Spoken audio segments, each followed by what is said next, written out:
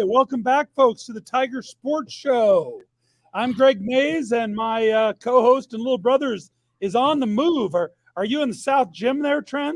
I am sitting in the old student section where all the magic happened in the South Gym. I tricked you guys.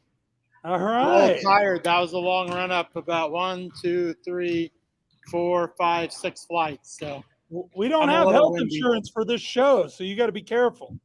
Yeah, and our athletic director is just walking through right now. There's basketball going on, so you may not be able to hear me very much. Well, that might be good. Miss Douglas just gave me a smile and a nod. All right. Well, here we are. We got 3 big stories again this week. Tren, you ready to talk about number 3? Yeah, I'm trying to remember what it is. Well, number 3 is the wrestlers went over to state duels. Probably didn't go as well as we hoped. Yeah, they put a lot in that first round duel with Blair, and it just came down to the wire. So we gave up some pins late and just couldn't get the magic back, and then fell in a close duel. It went down to the wire. So Yep. And what I heard was could have won the first one, should have won the second one. Yeah. Ended up playing for 7th, which I don't think was what the boys' goal was. But my hope is it allows a refocused energy here heading into what to me is the big deal: districts and individual state. Yeah, they ran into Coach Laux after my bus duties on Monday. They were running laps in the hallways, a little extra conditioning, and it seems like they got their focus. Sometimes conditioning will develop focus. Yeah. So they were trying to run 10 laps, first and second floor. So all right. Well, from end to end. That's what our number 3 story is. Tigers coming off a little bit of disappointment at the duels, but they're heading into districts tomorrow, right? At Grand Island Northwest? Yeah, Grand Island Northwest. So Tiger Twitter, we'll have coverage most of the day. What's your number? How many guys are we going to qualify? What's your number? I'm open 8, 9. That would be a good round number. Maybe I would love all 14. So well, pick 8 or 9 so that I can go over or under. I'll go 8. I'm going over. Yeah. I'm going over. All right. I think we're going to have 9 or more. All right. On to story number 2, which is the swimmers, Tren. They're on home stretch. What is it? The 9th of February today? Yeah, I think so. We're 16 days. Is that possible from state? Feels like we ought to be more like 15 or 14. Ought to be 2 weeks. Yeah, Saturday. No, Friday, Saturday in 2 weeks. Yeah, both the boys and the girls went to McCook. Western meet, not quite as strong, but they took care of business. Both teams won out there, putting some good times out there. We'll see where they're at. This week, we've got what used to be the old Greater Nebraska Conference coming to Hastings. We can't send anybody out to watch, though. Do you know why, Tren? Why? Because of construction at the Y, there is nobody allowed in. Oh, wow. I didn't know that. Yeah. No gallery. At least that's what I read. And you know where I read that, Trenner? Where? On the Medicine Valley Twitter. Oh. Medicine Valley High School in Curtis. Because they must co-op with McCook. North Platte? Oh, yeah, with McCook. Yeah. All right, so good luck to the Tiger swimmers as they're on the home stretch for story number 2. Tren, there's no question. What was story number 1 this week? It has to be girls state bowling with Winter Martin. Girls finished runner-up. It was a lot of fun to follow it. They had some really close bakers. That's bowling terms for matches. And then Winter yesterday, she started her first baker in the prelims with 6 straight strikes. Do you know what she was feeling that oil pattern, Tren. She felt that oil pattern. You know what that lingo is for 6 in a row? I believe it's a 6-pack. Yeah, 6 or a 6-pack. All right. We had to Google that in ComArts with Miss Funky. So my little guy Zach and I erupted when I got those tweets, and then it was fun to follow Winter that night to see her make the finals, and then just come up a little short. Wayne's a Wayne's a power still. Wayne's a bull. They've been bowling a while. Yeah. So we got some from First Evers. We've never Yeah. had an athletic competition with, as far as girls team wise goes, with Hardington. With Humphrey, Lindsay Holy Family. or whatever, Yeah. and then Hardington and some other schools. So those are Hardington, Lindsay Holy family. Humphrey. No, it's Humphrey. And then Hardington we bowled with too. Yeah. So those are some never evers. Was it straight Hardington High or was it Hardington Cedar Catholic? It's a co-op. Okay. Hardington Newcastle, Tate says. No, Hardington Newcastle. That's not a co-op, Tren. That's a consolidated school. Oh, wow. I didn't know that. Yeah. I am currently waiting for the Fun Bunch to arrive. So my question is, how long of a wait will I have?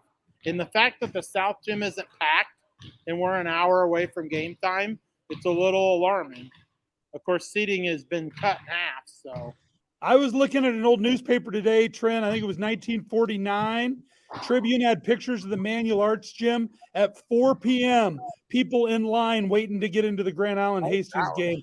It didn't start till 8, Tren. It didn't start till 8. So how much did old Manual Arts seat in the wood concrete? Well, about 1,300, though they often reported attendance at 1,415 and 1,600. Oh, so I mean they had a line around the court. Well, they were cramming people in there. All right. Well, I'm the only one sitting in the bleachers, so this place should be packed by now. I'm a little alarmed. We got Waverly coming to town. Is this the boys JV you're seeing here? I guess so. Emma Langren, one of our favorites on the show, just walked in. So it's sort of like a red carpet activity going on. So we have some JV boys in here warming up. So all right. Well, we've got to get going before you get hit in the head with an errant shot here. We got Mount Rushmore. We're making our decisions today. Mount Rushmore of the greatest endings in Tiger sports history. What we're going to do is I'm going to give you one pick. You can put one up on Mount Rushmore. Of course, there's 4 spots. You get your pick. I can't take it down. So don't do anything stupid, friend. Then I get one pick. Then you can try to talk me into one, and I'll try to talk you into one. I'm not going to go with my given then. You can play strategy if you want, but what if it doesn't end up on Mount Rushmore? Well, it's just going to be life, but there's so many choices. It was hard to vote for 4. Yeah, it was tough. Those are all big wins.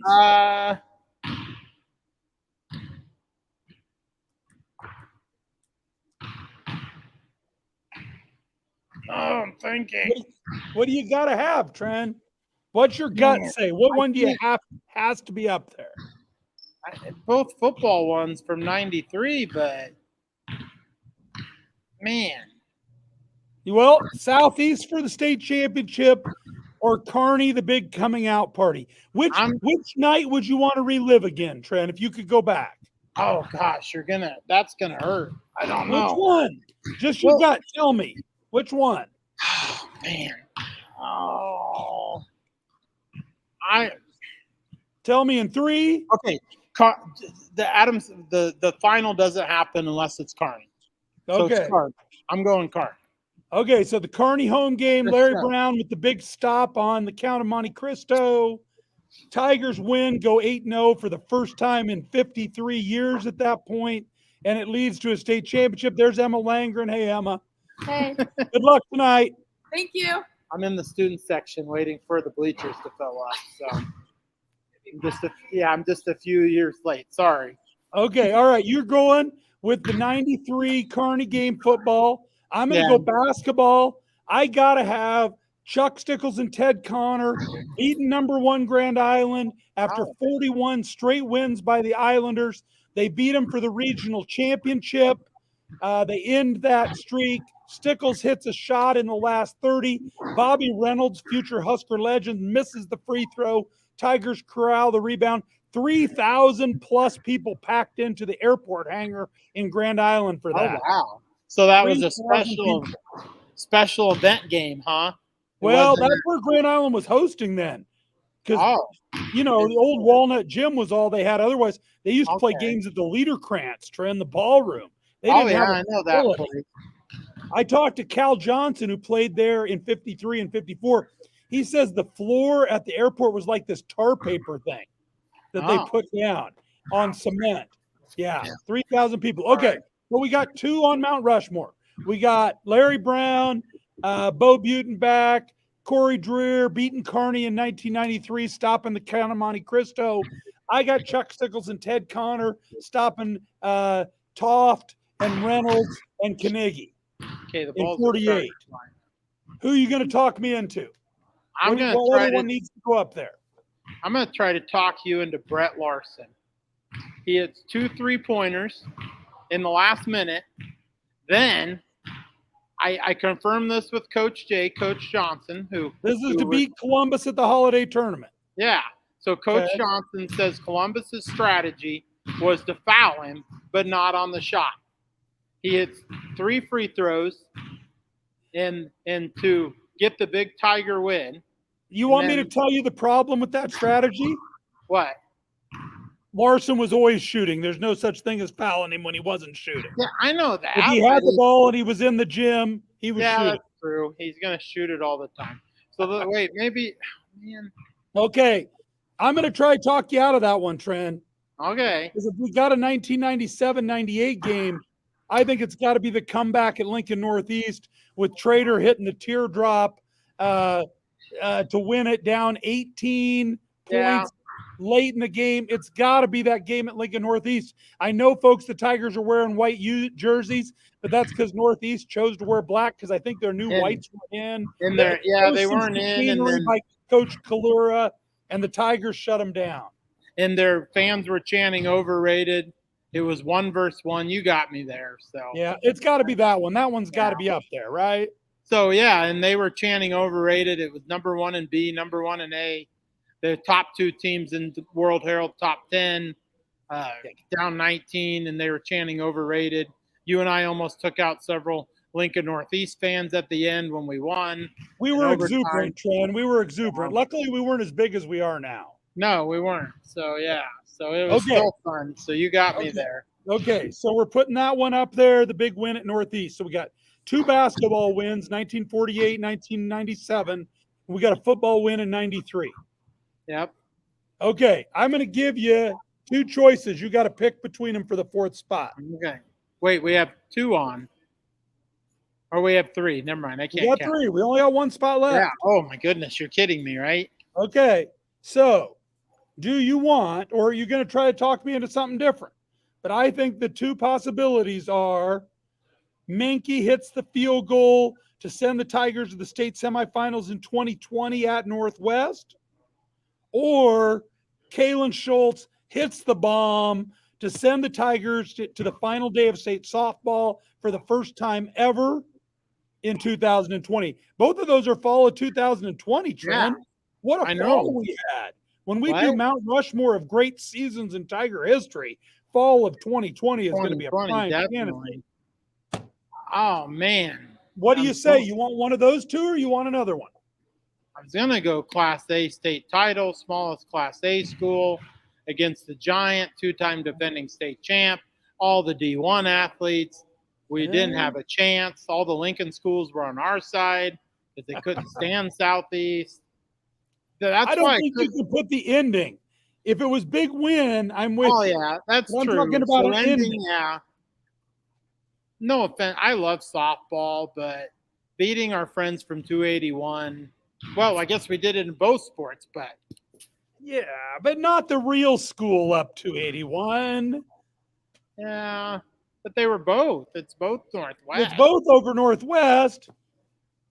But it was there. They fired the Tiger victory cannon, which was against the rules, but it was their victory cannon. They fired it off anyway, and they lost. 1-2. Base up the middle scores. That one hit well into right field. Put it good. Oh my goodness, that's gonna win the game. Hastings walks it away. John, what I say? On the last 7. Kalen Schultz. What I say? Comes through.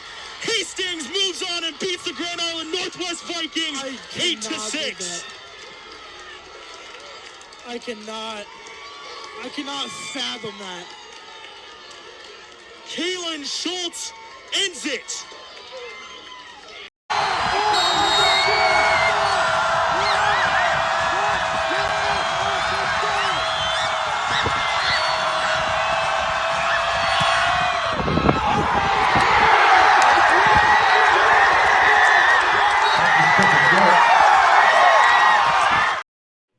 So let you know what I was doing right then. I wasn't celebrating.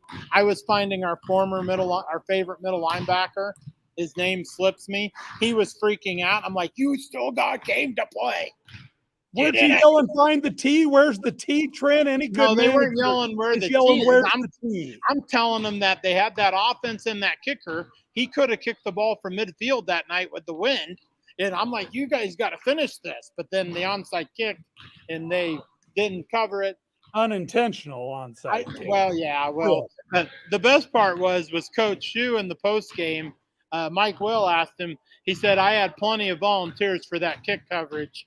All the speedsters ended up on that team. So it was our track team that was out there covering that kick. But I can't go against Kaylin. I'll be honest. I was headed out the door. I was in the outfield. She almost hit me in the head. And I love the Menke family, but I can't go against. Mike Will just walked right by. So this is sort of brought in Mike Will. We're doing our Tiger Sports Show. We're videoing it. So yeah, we just talked about the greatest ending in Tiger history, Kaylin Schultz and the Menke kick. So we can't decide, but we're going Kaylin. All right. I think we're putting Kaylin Schultz up. Look, I had Kaylin above Menke. That's fine. So here, our friend from Atlanta, she messaged me again. She's I think maybe our only out-of-state listener, Miss Bailey Petzel. Can't remember her married name. That it's been a long week. Anyway, she was mentioning the Scott game.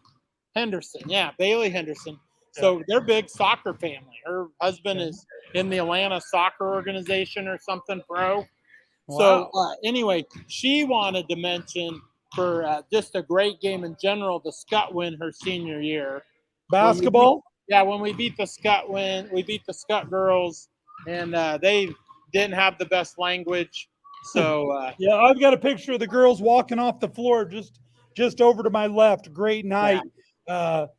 Pat's out there as a senior. Elizabeth Franzen was a junior, and then the three amigos as a sophomore. Annie Mae Graylish, Libby Napple, and Sophia Pankratz. And yeah, Pat's hit one of those where I'm like, oh no, yes. Yeah. She wanted me to make sure I got that in. But then she had the big soccer wins. Anytime we make Scott travel this far, and they obviously weren't cranked. They were probably not happy when they took their long ride home. So I had to get that in for theirs. We're down to the last minute of the show, Tren, but that brings us, maybe Pets gets into the conversation for our next Mount Rushmore, which is the greatest girl athletes at Hastings High all time. So that'll be what we're talking about next time. You going to do your homework this time? I'm going to try. I've been a little busy, so Comarts is going good. I know. Well, it's tough to think. I'll try to think at my job site. All right. I got hit by a basketball a little while ago, and I have yet to see the fun bunch, so I'm starting to get a little worried. Tren, you are the fun bunch. I'm not the fun bunch. Troy Sheets, if he's out there, is the original person of the fun bunch. That is the guy that I remember when you were a senior, and they would always walk in. They'd be up in the balcony. The pep band should be to my left, and they're not here yet. So. They're not here yet. Well, it's still a while till game time, Trenner. All right. Yeah. Well, you got the last word. We got to get out of here in 15 seconds. Go Tigers. Let's get some W's. Wrestling, basketball tonight against Waverly. Boys need some wins down the stretch. And let's get some basketball wins so they can get in the big three stories, huh? Yeah, definitely. Go Tigers. I'm working out right now. Okay.